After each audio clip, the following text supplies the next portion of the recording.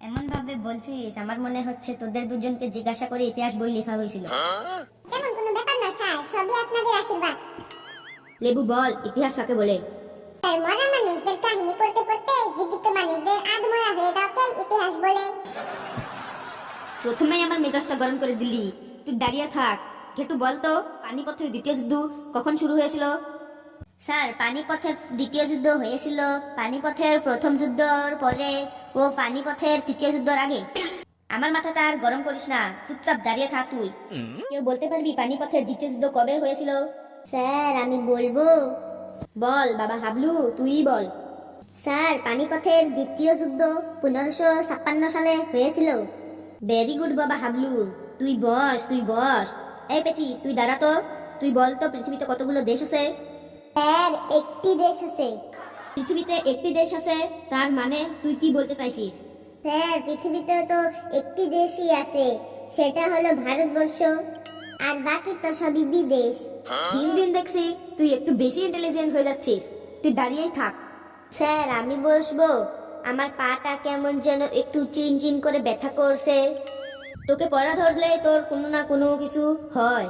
কোন দিন মাথায় টনটন করে, কোনো দিন পায়ে জিমজিম করে। বেশ, তোকে আরেকটা প্রশ্ন ধরি, যদি বলতে পারিস তাহলে তুই বসতে পারবি। বল, তৃতীয় বিশ্বযুদ্ধ যদি হয় তাহলে তার পরিণাম কি হবে? স্যার, তৃতীয় বিশ্বযুদ্ধ যদি হয় তাহলে আমাদের ইতিহাস বইয়ের আরেকটা চ্যাপ্টার বেড়ে যাবে। কি সাংঘাতিক রে বাবা, তুই আমাকে রাগাস না, তুই দাঁড়িয়ে থাক। এই বেলু, তুই দাঁড়া তো। তুই বলতো কোন জায়গার নাম আগে মাদ্রাস ছিল? স্যার, দাঁড়ান দাঁড়ান, আমি বলছি। স্যার, পেটে আসছে, মুখে আসছে না। স্যার, বলছি পেটে পেটে, হ্যাঁ, পেটে থেকে মুখে চলে আসছে। স্যার, চেন্নাইয়ের নাম আগে মাদ্রাস ছিল। তুই ঠিকই বলেছিস, চেন্নাইয়ের নাম আগে মাদ্রাস ছিল। তাহলে বলতো মাদ্রাস থেকে চেন্নাই নাম কেন রাখা হলো? স্যার, মাদ্রাস নাম কেন চেন্নাই রাখা হলো এটা স্যার বলতে পারবো না। একটু চেষ্টা কর, দেখ বলতে পারবি। স্যার, আপনি যখন বলছেন তাহলে চেষ্টা করে দেখি যে মাদ্রাস নাম কেন চেন্নাই হলো। স্যার, আমার মনে হয় যে ওখানকার লোক, মানে মাদ্রাজের লোক, সবাই লুঙ্গি ও ধুতি কাপড় পরে থাকে। আর লুঙ্গি আর ধুতি কাপড়ের মধ্যে প্যান্টের মতো কোনো সেম থাকে না। ওই জায়গাটার নাম হয়ে গেছে চেন্নাই, মানে ধুতি কাপড় ওই লুঙ্গিতে চেন্নাই, তার থেকে নাম হয়ে গেল চেন্নাই। কি সাংঘাতিক রে বাবা, তুই তো দেখছি দেশের নাম উজ্জ্বল করবি। Thank you sir. ইচ্ছে করছে তোর চুলের মুঠি টান দিয়ে ছিঁড়ে ফেলি। তুই দাঁড়িয়ে থাক। স্যার, আমি একটু বসবো। আমার পাটা জানি কেমন টান টান লাগছে, আর চোখে কেমন জানি একটু অন্ধকার অন্ধকার লাগছে। বেশ, তোকে আরেকটা প্রশ্ন ধরবো, যদি বলতে পারিস তাহলে তুই বসবি। বলতো ইতিহাস অনেক ঘটনার সাক্ষীকে বহন করে, এমন একটা ঘটনা বলতো যার সাক্ষী ইতিহাস বহন করে। স্যার, ইতিহাস সাক্ষী আছে যে সারা রাত ঘুমিয়ে আপনি ততটা শান্তি পাবেন না যতটা শান্তি পাবেন সকালবেলায় অ্যালার্ম বন্ধ করার পর 10 মিনিট ঘুমিয়ে। তুই চোখে অন্ধকারে দেখিস আর শস্য ফুলে দেখিস। তুই দাঁড়িয়েই থাক। ঘেটু, তুই বলতো পলাশির যুদ্ধ আমরা কি দেখতে পেয়েছি? বলতো এই প্রশ্নটা কিন্তু 1960 সালে থেকে লাগাতার প্রতি বছরে পোস্ট পরীক্ষায় আসে। তাড়াতাড়ি বল। স্যার, পলাশির যুদ্ধতে কি দেখেছি? হ্যাঁ, পলাশির যুদ্ধতে আমরা কি দেখতে পেয়েছি, তাড়াতাড়ি বল। স্যার, পলাশির যুদ্ধ মানে পলাশির যুদ্ধ খুব খুব প্রাচীনকালে হয়েছিল। পলাশির যুদ্ধ এত খতরনাক ছিল যে সেটা দেখে আমার হাত পা কেঁপেছিল, ভয়ে আমার মাথার চুল খাড়া হয়ে গিয়েছিল। যুদ্ধটা এত ভয়ঙ্কর যে যে শুনবে তার কান দিয়ে রক্ত বের হয়ে যাবে। তাই হেয়ার অন ইউ রিক্স, মানে সবাই নিজের রিক্সে শুনতে হবে। স্যার, যুদ্ধ শুরুতে বহু বহু শূন্য হাতি ঘোড়া তরোয়াল নিয়ে একদল ওই দিক থেকে এলো, আর বহু বহু কামান বন্দুক নিয়ে আরেক দল ওই দিক থেকে এলো। দুই দলের সৈনিকরা এক জায়গায় জড়ো হলো। রেডি সেট গো বলে ফটাফট যুদ্ধ শুরু হয়ে গেল। কামান চলতে লাগলো ফটাফট, তরোয়াল চলতে লাগলো চপাচপ, মাথা কাটতে লাগলো ফটাফট, রক্ত পড়তে লাগলো লপালপ, মানুষ ছুটতে লাগলো গপাগপ, আর চারিদিকে চিল্লাচিল্লি শুরু হলো, হাহাকার শুরু হলো। আর যখন দুই পক্ষে লড়তে লড়তে সন্ধ্যা হয়ে গেল, তখন দুই দলের সৈনিকরা হাত মিলালো, গলা মিলালো। তারপর তারা বলল, আজ সন্ধ্যা হয়ে গেছে বন্ধু, আজ আর যুদ্ধ করব না, কালকে আবার যুদ্ধ করব, কালকে আবার লড়বো। আবার কালকে যুদ্ধ শুরু হয়ে গেল, আবার অনেক মানুষ মারা গেল। তারপরে পলাশির যুদ্ধ শেষ হয়ে গেল। স্যার, থাম বাবা থাম, তোর যুদ্ধ শুনে না আমার প্রেশার উঠে গেল মনে হচ্ছে। তুই থাম তুই বেঞ্চের উপরই দাঁড়িয়ে থাক। বেলু, তুই বলতে পারবি পলাশীর যুদ্ধ সম্পর্কে? স্যার কাল আমি মেলায় গিয়েছিলাম, তাই আমি ইতিহাস বইটা পড়তে পারিনি। তাহলে তুই কি পড়ে এসেছিস? স্যার বাংলা বই পড়ে এসেছি। বেশ, তাহলে বাংলা থেকে ধরছি, দেখি কেমন পারিস। বলতো অমায়িক কাকে বলে? স্যার যেখানে মাইকের অভাব তাকে অমাইক বলে। কি সাংঘাতিক রে বাবা, বাংলা যে তুই কত পড়ে এসেছিস তা তো আমি হারে হারে বুঝতে পেরেছি। স্যার বাংলা রচনা ধরুন, দেখুন স্যার বলতে পারি কিনা। কাল তুই মেলায় গিয়েছিলি তাই না? বেশ, তাহলে তোমার দেখা একটি মেলা সম্পর্কে রচনা বলতো।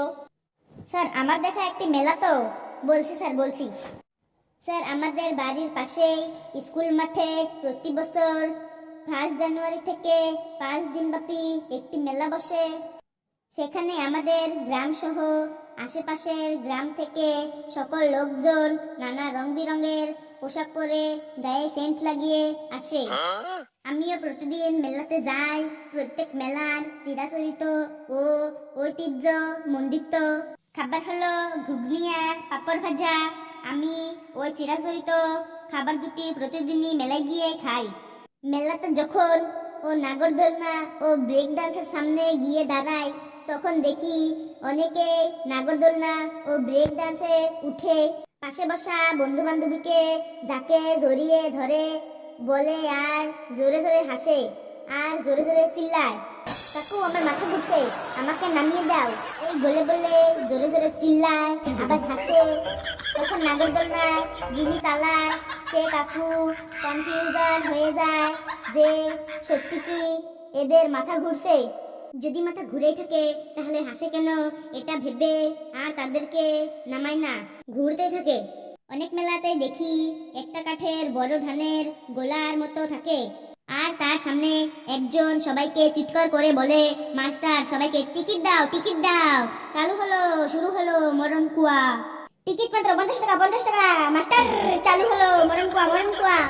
টিকিট মাত্র 50 টাকা, 50 টাকা মাস্টার, চালু হলো মরণ কুয়া, মরণ কুয়া। এরকম বলে তখন আমি মরণ কুয়ায় 50 টাকা দিয়ে টিকিট কেটে মরণ কুয়া দেখতে সিঁড়ি বেয়ে ওই ধানের গোলার উপরে উঠলাম। মা, গিয়ে দেখি দুটি মোটরসাইকেল আর একটি মারুতি গাড়ি ধানের গোলার গা বেয়ে ঘুরছে আর সবাই তাদেরকে টাকা দিচ্ছে। এটাই হলো মরণ কুয়া। মেলাতে হাতি ঘোড়া, ডাইনোসর, বাঘ, সিংহ, জিরাফ, কুকুর, ছাগল, বিড়াল, ভল্লুক, তারপরে নানান মডেলের গাড়ি সবকিছু 20 টাকায় পাওয়া যায়। এমনকি যুদ্ধর ট্যাঙ্কার, হেলিকপ্টার, এরোপ্লেন মাত্র 20 টাকায় পাওয়া যায়। হরেক মাল 20 টাকার দোকানে, ওই দোকানের সামনে সবসময় বলতে একটি মাইক লাগানো থাকে আর মাইকে বলতেই থাকে, ও দাদা, ও বৌদি, হাতি নিন মাত্র 20 টাকা, সিংহ নিন মাত্র 20 টাকা, এরোপ্লেন নিন মাত্র 20 টাকা, হেলিকপ্টার নিন মাত্র 20 টাকা, ট্যাঙ্কার মাত্র 20 টাকা। দামাদামি করবেন না, একদম মাত্র 20 টাকা, 20 টাকা, 20 টাকা, 20 টাকা। মেলাতে কোনো সময় আবার ফুচকার দোকানে ফুচকাওয়ালার সাথে কাস্টমারের কথা কাটাকাটি হয়। ফুচকাওয়ালার বলে 12টা ফুচকা দিয়েছি আর কাস্টমারে বলে 10টা ফুচকা দিয়েছো, এই নিয়ে বিকৃতভাবে খালি কথা কাটাকাটি হয়। মেলা থেকে 10-12 জন ছেলে যখন দল বেঁধে বাড়ি ফিরে, তখন একসাথে বউ বউ রাস্তা দিয়ে বাঁশি বাজাতে বাজাতে বাড়ি ফিরে। অনেকে আবার বেলুন কিনে বেলুন হাতে নিয়ে বাড়ি ফিরে। কারো কারো বেলুন আবার রাস্তাতে ফাটাক করে ফেটে যায়। প্রত্যেক মেলাটা এরকমই হয় আর প্রত্যেক মেলা আমার দেখতে খুবই ভালো লাগে।